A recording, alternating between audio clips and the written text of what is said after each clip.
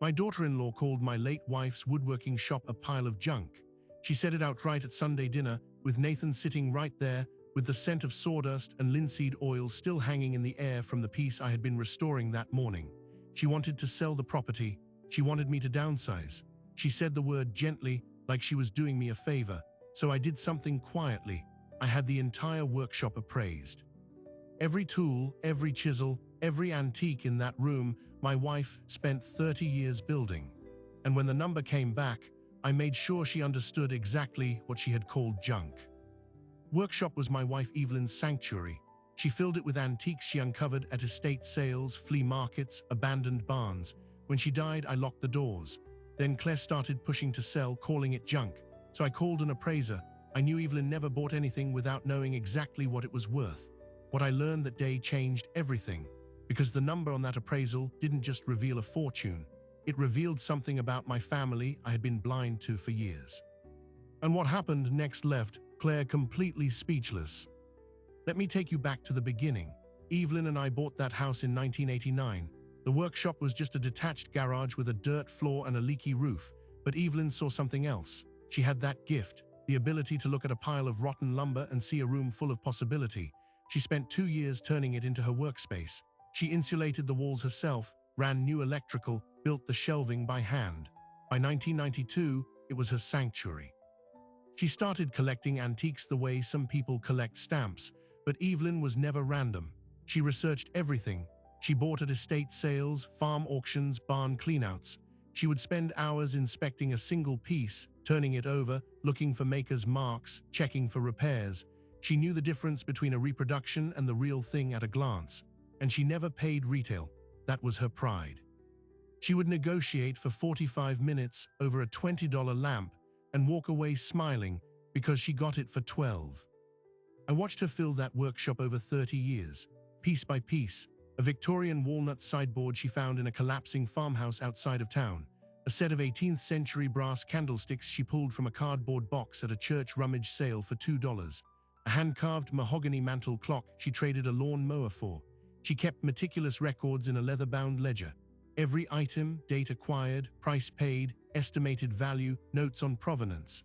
That ledger was her Bible. When she got sick the first time in 2008, she made me promise 2 things: that I would never sell the workshop, and that I would never let anyone undervalue what she had built. I promised. She was in chemo for 8 months. She still went out to the workshop on her good days just to sit and look at everything. She would run her fingers over the wood surfaces and tell me stories about where each piece came from. I think that room kept her alive longer than the doctors did. She passed on a Tuesday in November. I locked the workshop door that evening and did not open it again for 6 years. The property sat quiet. I kept the house, kept the yard, paid the taxes. I never thought about selling. The workshop stayed locked, exactly as she left it.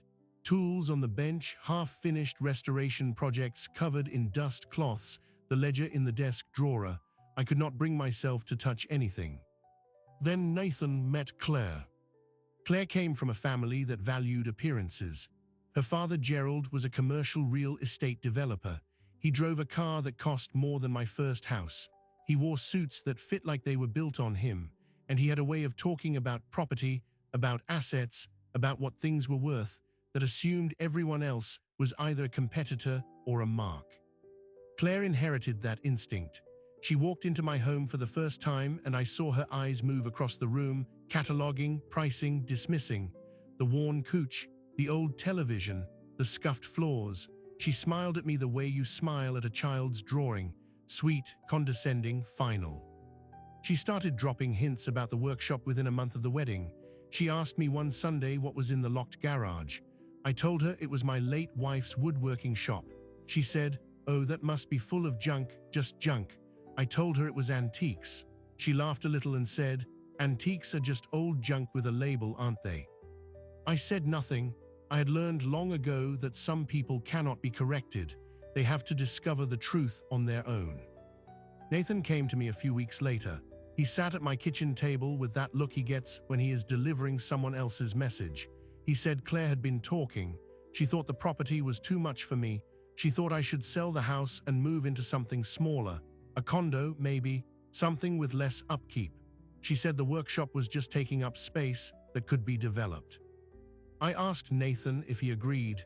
He looked down at the table. He said he just wanted me to be comfortable. I asked him again. He said he thought maybe she had a point about the workshop. It had been locked for years. It was just sitting there. That was the moment I decided. I called Howard the next morning. Howard has been my attorney for 17 years. He handled our wills, our trust, the property transfers. He knew Evelyn. He knew what that workshop meant to her. I told him I needed a certified antique appraiser, someone who specialized in woodworking tools and period furnishings. He asked why. I told him I wanted to know exactly what Evelyn had left behind. The appraiser's name was Margaret Chen. She ran a small firm out of a converted Victorian in the historic district. She had been in the business for 22 years. She came to the house on a Thursday morning in April. I unlocked the workshop door for the first time since 2014. The hinges creaked. Dust motes hung in the air.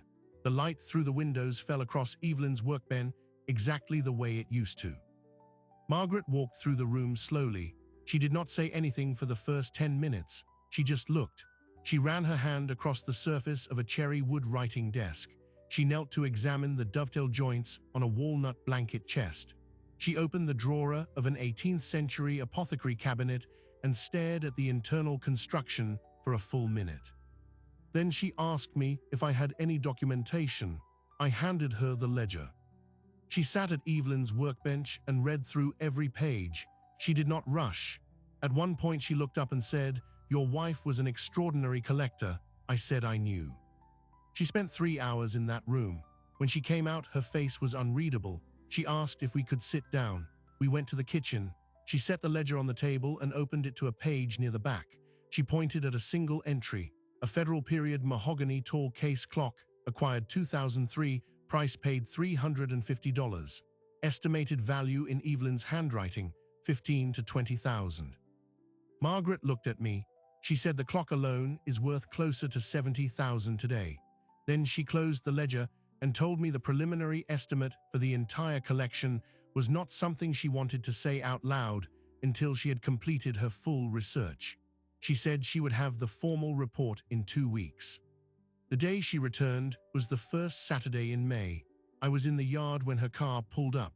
She walked up the driveway holding a thick manila envelope. She handed it to me without a word. I opened it standing there in the sunlight. The cover page had a single number at the bottom.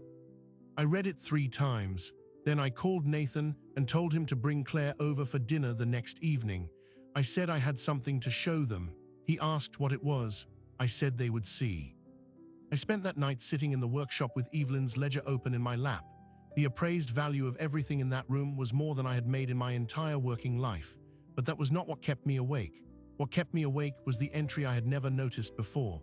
A page near the back, written in Evelyn's hand, dated 2 weeks before she died. It listed a single item, no description, just a note in her careful script.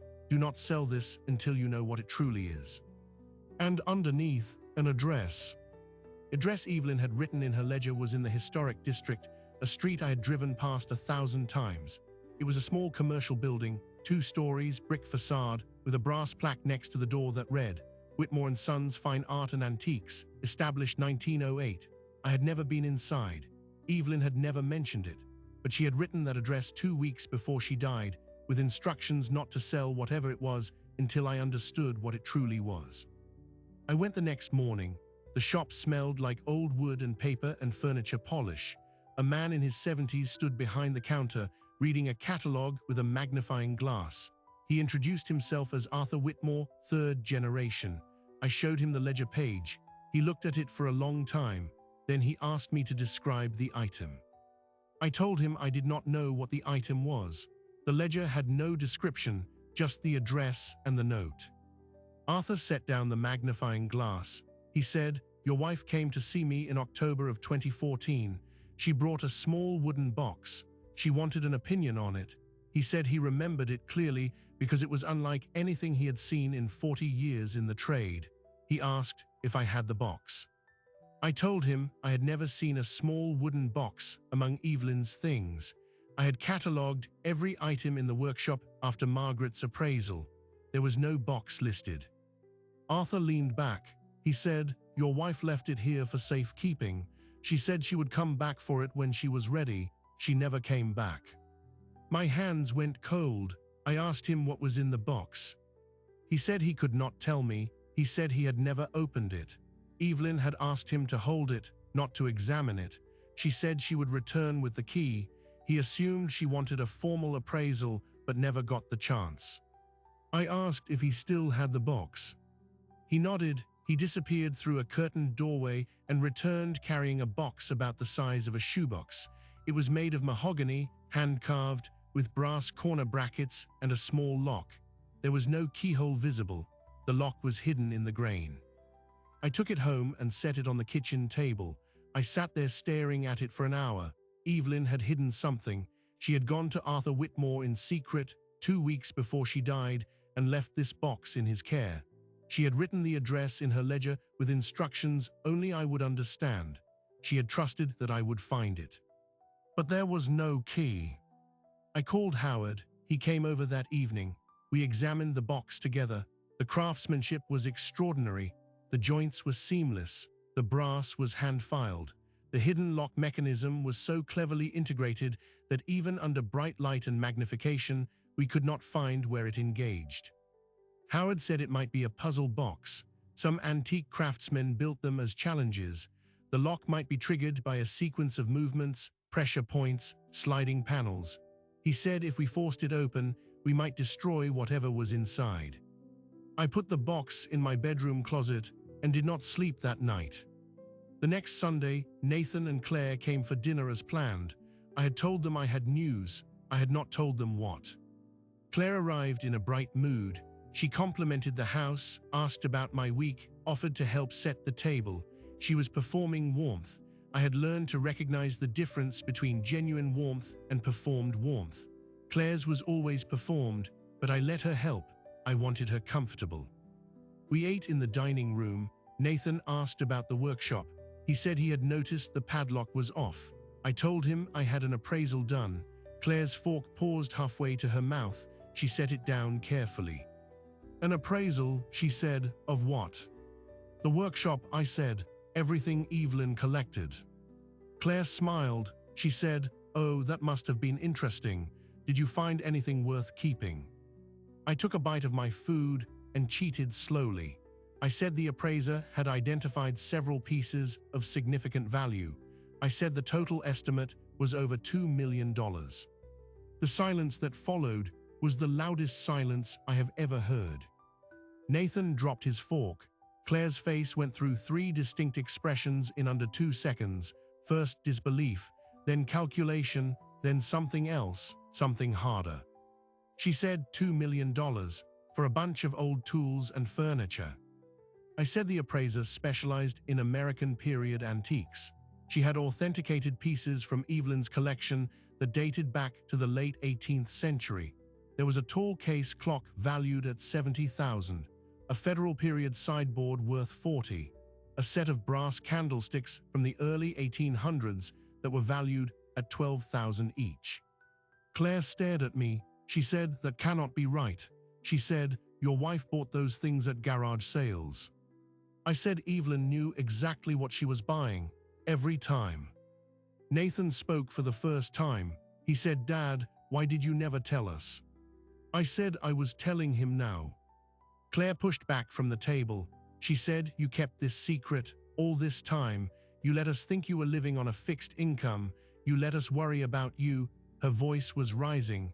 "You let us make fools of ourselves." I said I had never asked her to worry. I had never asked her to manage my finances. She had volunteered for that role without any invitation. She stood up. She said, "This changes things." I said I knew it did. She looked at Nathan. They had one of those silent conversations that married couples have, full of meaning and accusation. Nathan looked down at his plate. He said, "Maybe we should talk about this later." Claire said, "No, we should talk about it now." She turned to me. She said that collection should be liquidated. It is not practical to keep $2 million in antiques locked in a shed. She said the money could be invested. She said her father could help structure the sale. I asked her if she had heard herself. She said, "What?" I said, "You walked into this house 2 months ago and called Evelyn's life's work a pile of junk. Now you want to liquidate it. You do not care about the collection. You care about the number." She said, "That is not fair." I said, "It is not meant to be fair. It is meant to be true." Nathan said, "Dad, come on." He said, "Claire is just trying to help." I looked at my son. I said, "Your mother spent 30 years building that collection. She researched every piece. She negotiated every purchase. She restored every damaged surface with her own hands. And you want me to sell it because your wife thinks it is junk?" Nathan's face went red. He did not answer. Claire said, "I never called it junk." I said, "You did. The first time you asked about the workshop, you said it was probably full of junk. I remember exactly what you said." She did not argue. She knew I was right. I stood up and walked to the kitchen.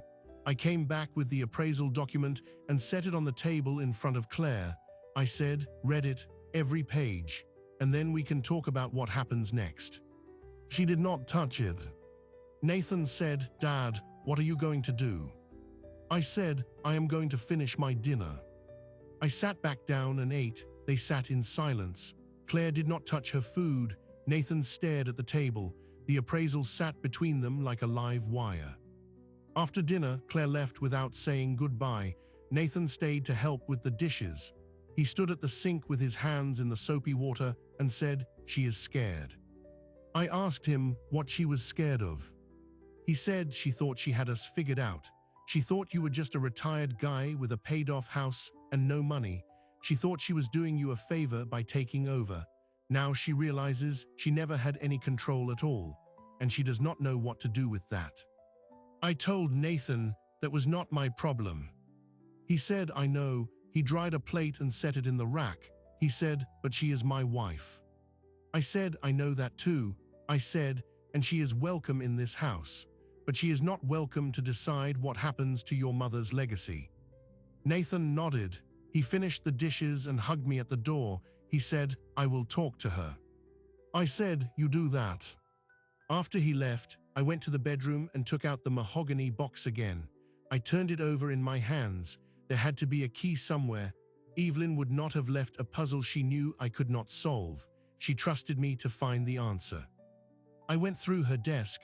I went through her jewelry box. I went through every drawer in the workshop. Nothing. Then I remembered something, the tall case clock, the one Margaret had valued at $70,000. Evelyn had bought it in 2003. She had spent weeks researching it before she made the purchase. She told me once that the clock had a secret compartment, a hidden drawer built into the base. She said the original owner had used it to conceal valuables during the Civil War. I had never looked. I went to the workshop. The clock stood in the corner, its pendulum still. I knelt and examined the base.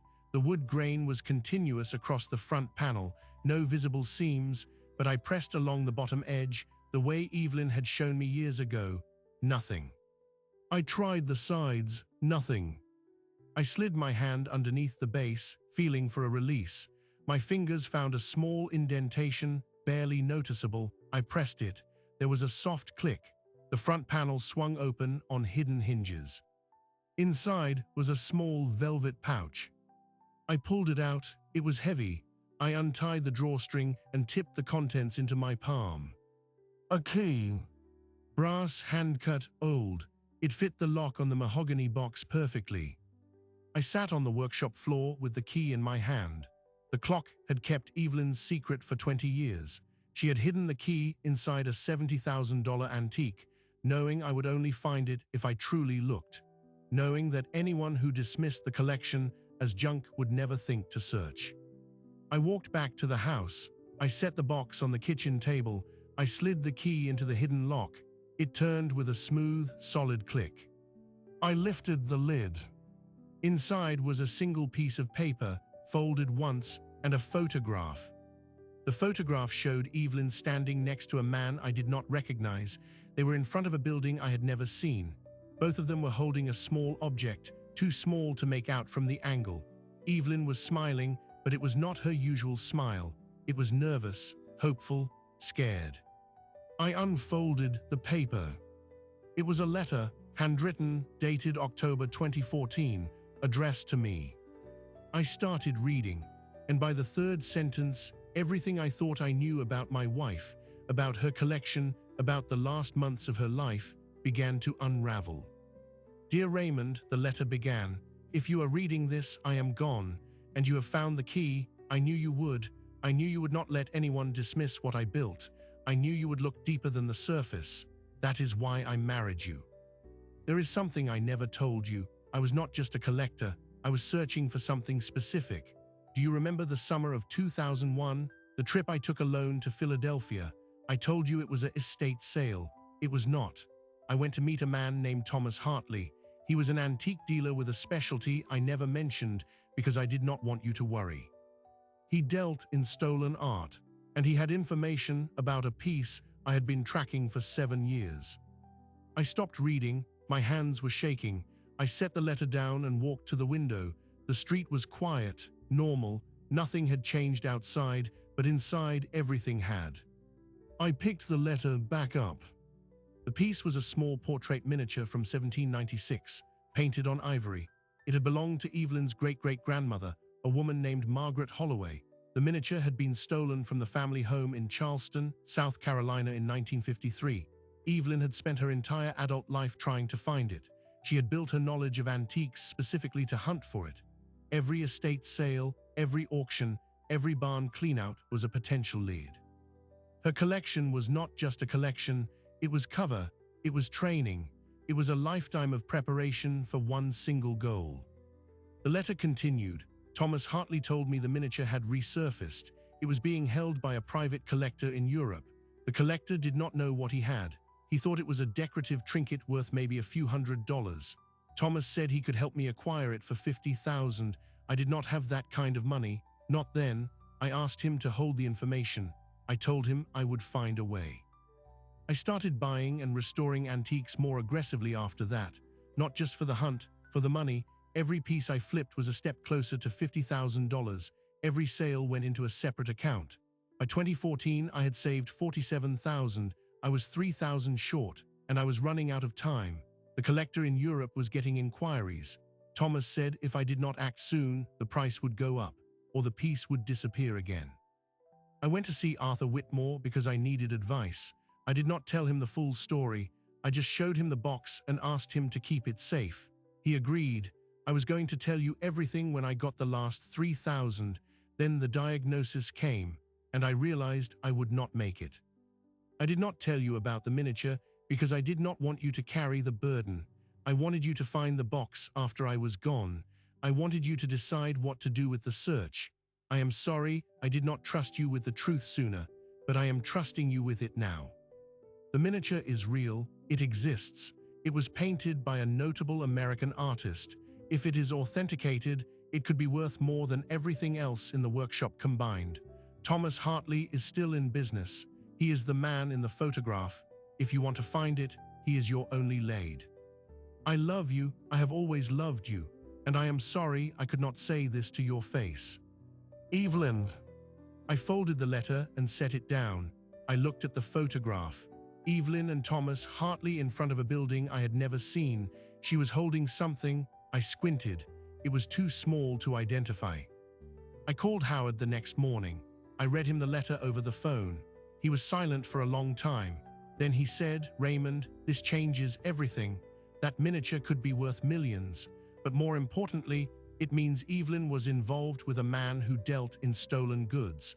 That could create legal exposure for the estate.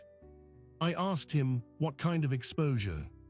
He said if Thomas Hartley was under investigation at any point and Evelyn had communicated with him about acquiring potentially stolen property, there could be questions.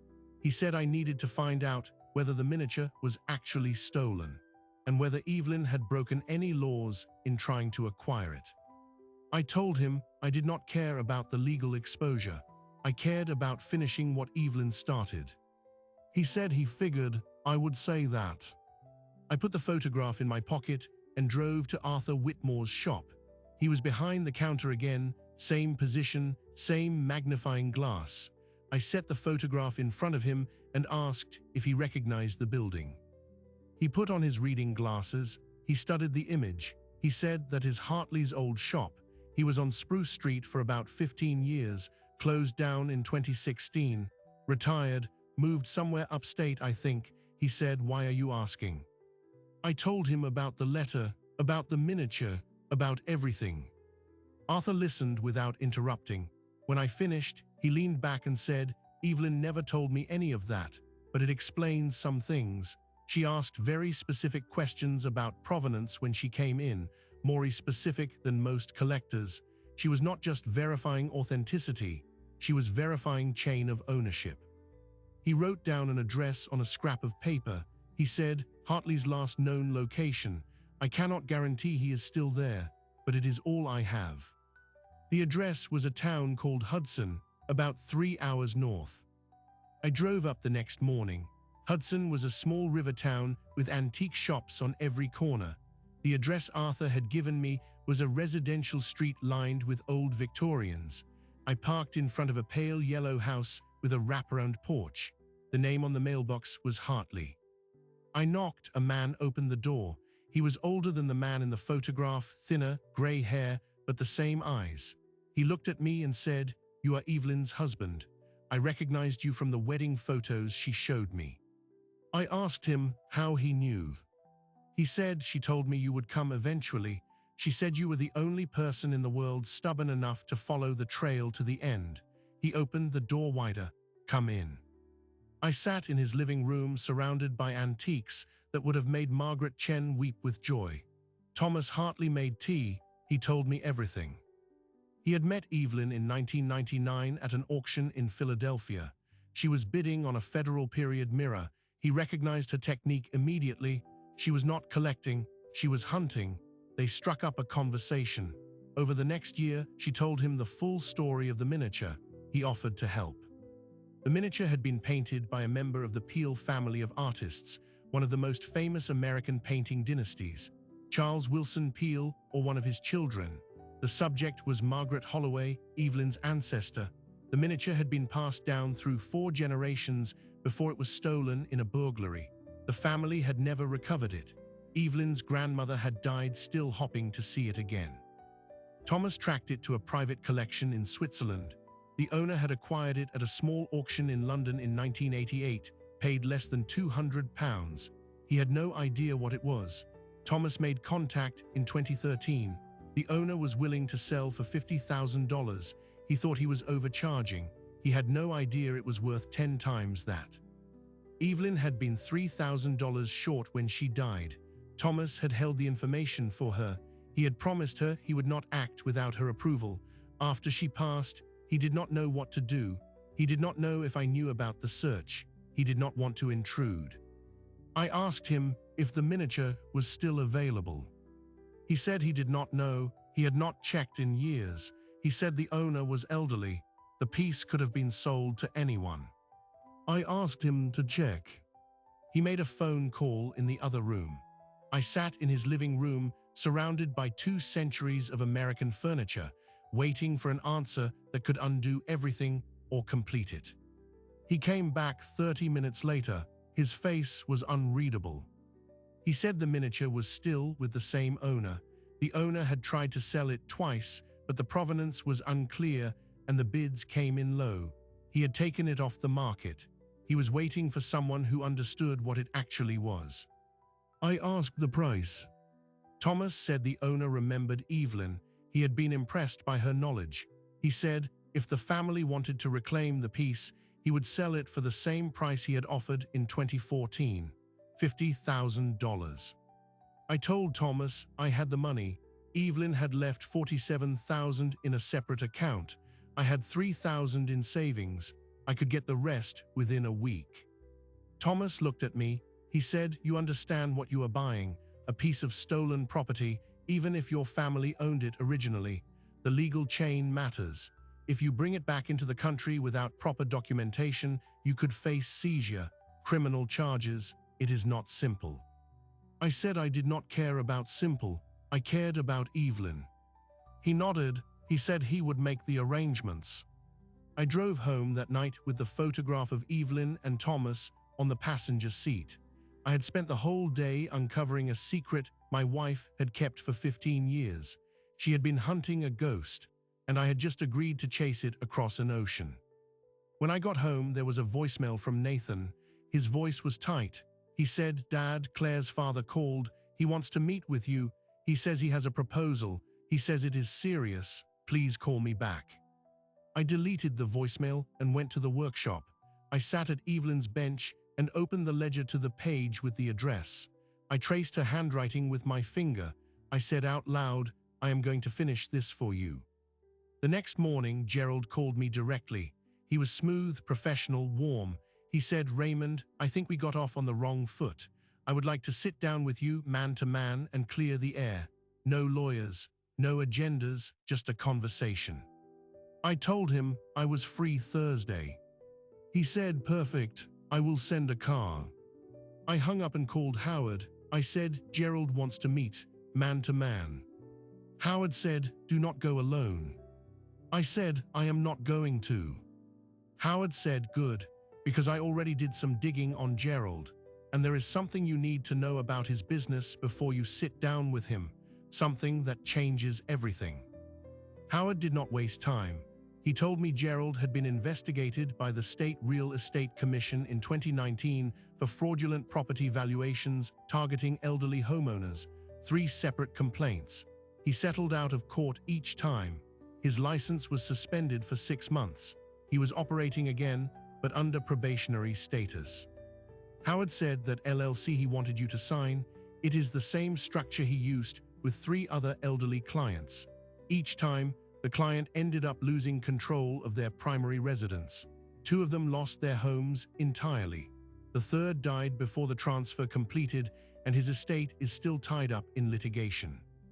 I asked Howard why nobody had stopped him. Howard said because he always targeted people with no close family oversight. People like me, he meant.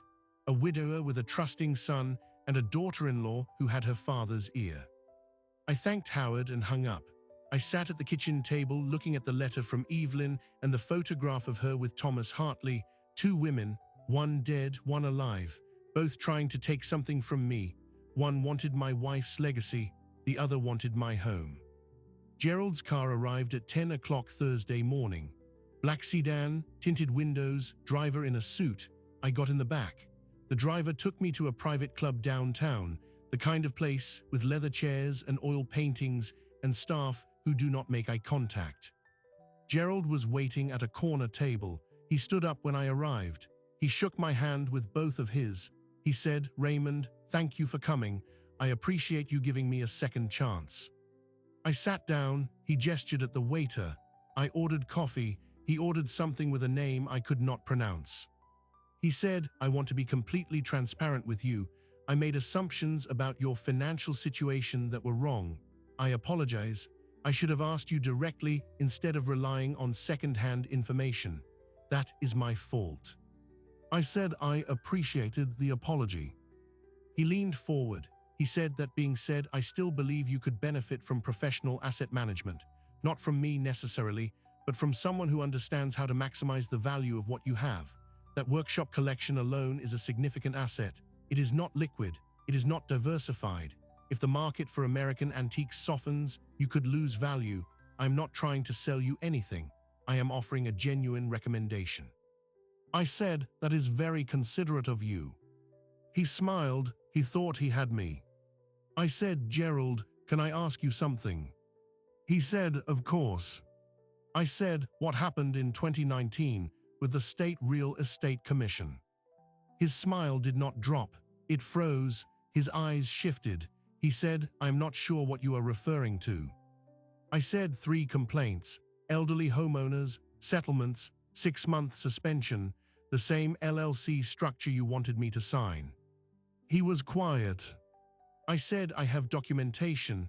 I have the names of the homeowners. I have the court records. I know what you do."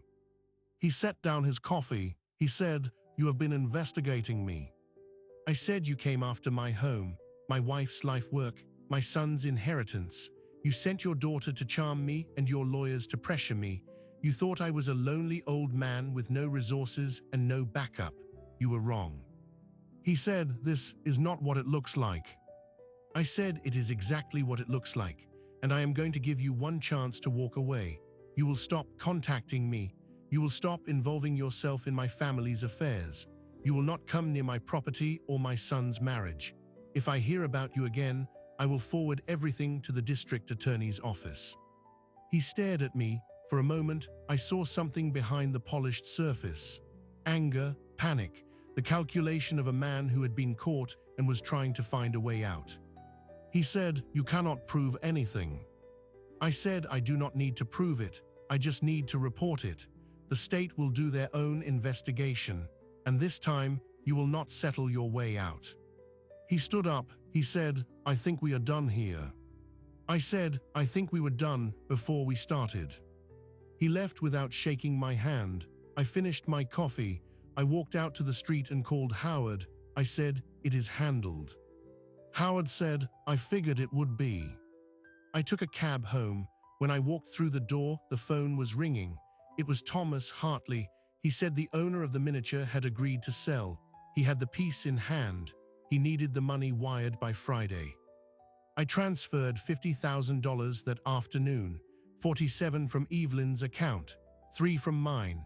I watched the confirmation screen and felt the weight of 15 years lift off my shoulders. The miniature arrived by courier the following Tuesday, a small package insured for $50,000. I signed for it at the door. I carried it to the kitchen table. I opened the box. Inside was a velvet-lined case. I opened it. The miniature was smaller than I expected, an oval painting on ivory, not much bigger than a silver dollar. The woman in the portrait had Evelyn's eyes, the same shape, the same intensity. Margaret Holloway, painted in 1796, looking out at me across 2 centuries. I sat there staring at it for a long time.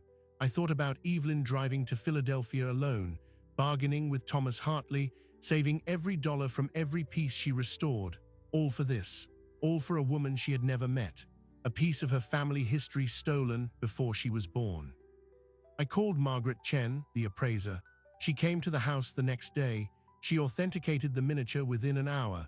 She said it was indeed a Peel, likely by Charles Wilson Peel himself. She said the condition was remarkable. She said at auction, it would likely fetch between $400,000 and $600,000. I asked her if she could help me arrange a private sale. I did not want to put it in an auction house. I wanted it to go to someone who would appreciate it. She said she knew a curator at the Metropolitan Museum of Art who had been looking for a Peel miniature for years. She would make a call. That evening, Nathan came over alone. He looked exhausted. He sat at the kitchen table and said, Claire moved out. I asked him when. He said 2 days ago, after her father told her about the meeting. She said she could not live in a family where she was treated like an enemy. I said, I never treated her like an enemy. Nathan said, I know, but she feels humiliated, and her father told her I was complicit in your investigation of him. I said, I never told you about Gerald. He said, I know that too, but she does not believe me. She thinks I was in on it. I poured him a cup of coffee. I said, what do you want to do? He said, I do not know. I love her, but I do not recognize the person she has become. Or maybe I do recognize her. Maybe I just did not want to see it. I told him he did not have to decide tonight. I told him he could stay in the guest room as long as he needed. He nodded. He looked at the miniature on the table. He said, is that what Mom was looking for? I said, yes. He picked it up carefully. He held it the way you hold something fragile and precious. He said, she never told me. I said she never told anyone. She wanted to surprise us. She wanted to bring it home herself. He set it down. He said, I wish I had known her better. I said, you knew her better than you think. She was stubborn. She was patient. She believed in things before anyone else could see them. You have that. He smiled a little. He said, you think so? I said, I know so. We sat together until late. I told him about Evelyn's letter, about Thomas Hartley, about the hidden key in the clock. He listened to every word. When I finished, he said, "You are going to sell the miniature." I said, "I am going to let it go to a place where people will study it and care for it." Evelyn did not want it locked away. She wanted it recognized. She wanted her grandmother's memory honored. Nathan said, "She would be proud of you." I said, "I hope so." The next morning, Margaret Chen called. The curator at the Met was interested. He wanted to see the miniature. I agreed to meet him in New York the following week. But before I went, there was one thing I had to do. I walked out to the workshop. I opened the doors. The morning light fell across Evelyn's bench. I picked up the leather-bound ledger. I turned to the last page. I wrote an entry in my own hand. Date acquired, June 2025. Item, portrait miniature of Margaret Holloway. Artist, Charles Wilson Peale. Price paid, $50,000. Estimated value, $500,000. Notes, brought home at last. I closed the ledger and set it back in the drawer. Then I took out my phone and called the number I had saved for 3 weeks, the number for Thomas Hartley. I told him I needed him to come to the house. I said there was something else I wanted to show him, something I had found in Evelyn's workshop that I had not shown anyone. He asked what it was. I said, "You will see when you get here, and I think you will want to sit down for it." I hung up. The workshop was quiet. I pulled a small box from the bottom drawer of Evelyn's desk, a box I had found 2 nights ago, hidden behind the ledger, a box I had opened in secret, alone, at 3 in the morning. And what I found inside made everything I thought I knew about my wife, about her search, about the miniature itself, completely wrong. The box was smaller than the first, made of rosewood, with no lock at all. I opened it expecting another letter. Instead, I found a journal, but it was not Evelyn's handwriting. The ink had faded to brown. The paper was brittle. The first entry was dated April 1952. It belonged to Margaret Holloway, my wife's great-great-grandmother. She had written it in the months before the miniature was stolen, and in it she described the portrait not as a painting of herself. She described it as a self-portrait. She was the artist. She had studied briefly in Philadelphia with a member of the Peale family, then returned to Charleston and painted miniatures in secret. Society women of the time were not supposed to work. She signed her work with a false name. The stolen miniature was the only one she had ever painted of herself. Evelyn had found this journal years ago, hidden in the same clock. That was the real secret she was protecting, not just a lost family heirloom, a lost female artist from the 18th century whose only confirmed self-portrait had vanished. Evelyn had been trying to recover not just her ancestor's image, but her legacy. Every antique she restored, every dollar she saved, was to bring that story back into the light. I thought I knew my wife. I thought I understood what drove her, but she had been carrying something far bigger than I ever imagined. I donated the miniature to the Metropolitan Museum of Art. They authenticated it as a self-portrait by Margaret Holloway. It now hangs in a small gallery dedicated to early American women artists. A footnote in history, but a real one. Evelyn's name is in the provenance record. Thomas Hartley came to the house one last time. I showed him the journal. He sat in silence for a long time, then said, "She never told me about the journal. She trusted me with the hunt, but not with the reason. She was protecting her ancestors' dignity." I said, "That sounds like Evelyn." He nodded and said, "She was the best of us." The collection in the workshop remains intact. I still go out there most mornings. I have started restoring pieces myself, the way Evelyn taught me. Nathan comes by on weekends. We work together in silence. He has started learning the trade. He says he wants to carry on what his mother started. Claire and Gerald have not contacted us. Nathan filed for divorce last month. He is at peace with it. I still do not know everything about my wife. I do not think I ever will, but I know this. She built something that outlasted her. She trusted me to find the truth, and I did. That is what we leave behind, not the things we own, the things we search for. If you want to see more stories about hidden legacies and the people who uncover them, subscribe and turn on notifications. The next video might change the way you see someone you love. I am Raymond. This was Evelyn's workshop. And this was her story.